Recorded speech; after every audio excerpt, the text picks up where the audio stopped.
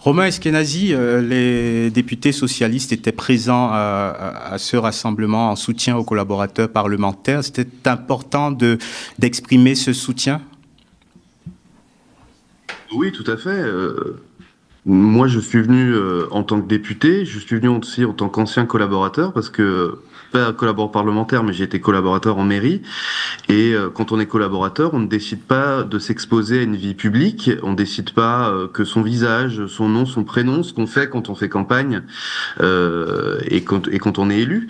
Et donc, j'ai été particulièrement sensible aux attaques personnelles ab nominem sur des collaborateurs et des collaboratrices.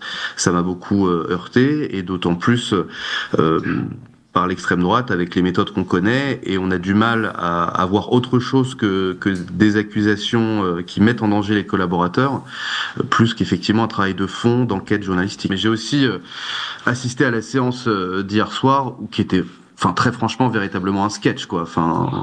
Comment est-ce que le Rassemblement national a osé, c'est ce que certains appellent aujourd'hui la post-vérité, retourner sur les manifestants qui manifestaient pacifiquement, retourner sur les députés qui ont voulu que ça se passe convenablement, la charge de l'accusation de violence. Alors que très franchement, ce qui était violent, c'était l'article, et ce qui était provocateur, je suis parfaitement d'accord, c'est les journalistes qui étaient là. Je dois même dire que CNews était présent avec des caméras au milieu de la foule. Ils n'ont absolument pas été ni embêtés, ni inquiétés, ni bousculés, alors que Frontières, ils se sont mis quasiment sur un balcon à 4 pour narguer la foule et les filmer, et pour que la manifestation se passe le plus pacifiquement possible, il fallait bien évidemment qu'ils soient exfiltrés de cet endroit, et ça a été le cas très franchement le plus pacifiquement possible.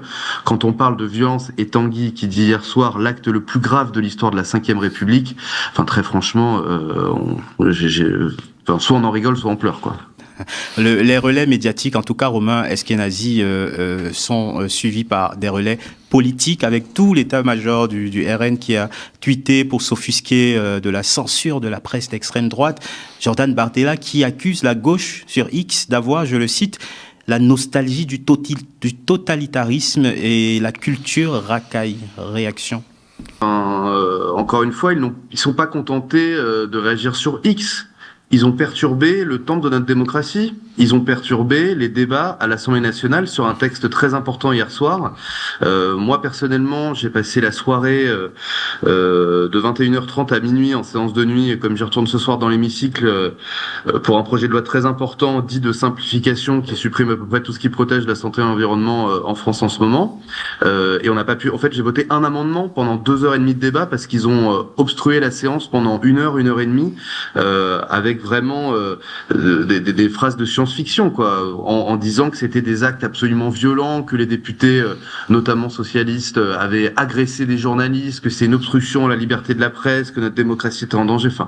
Très franchement, c'est grossier, et ça tranche avec la réalité de ce qu'est l'extrême droite encore en France aujourd'hui, c'est-à-dire le parti du rejet, le parti de la discrimination, le parti de la haine, et d'où sont issus de très nombreux actes de violence. Donc, très franchement, ce qui s'est passé hier avec ces journalistes qui ont fait de la provocation, c'est un épiphénomène. Ils ont déposé plainte. Je suis ni procureur, ni juge, ni avocat, mais je pense que ça n'ira pas très loin.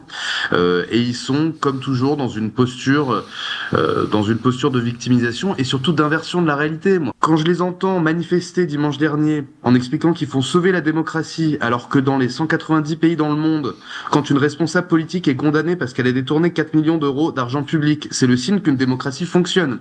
Et là, manifestement, comme elle a condamné, c'est que la démocratie ne fonctionnerait pas. Donc, ils ont cette méthode systématique d'inverser la réalité. La réalité et les faits deviennent qu'une opinion. Moi, j'ai vu ce qui s'était passé hier. J'étais là hier. J'ai assisté à la manifestation. J'ai assisté à l'exfiltration en douceur de ces journalistes qui venaient provoquer. C'est ça la réalité des faits. Et donc, selon eux, non. La réalité, c'est qu'une opinion. Et ils expriment une opinion tout à fait inverse, avec beaucoup de vigueur, mais ça en reste très clairement des mensonges. Et en tout cas, hier soir, une perturbation des débats démocratiques de l'Assemblée nationale au nom d'un épisode tout à fait anecdotique.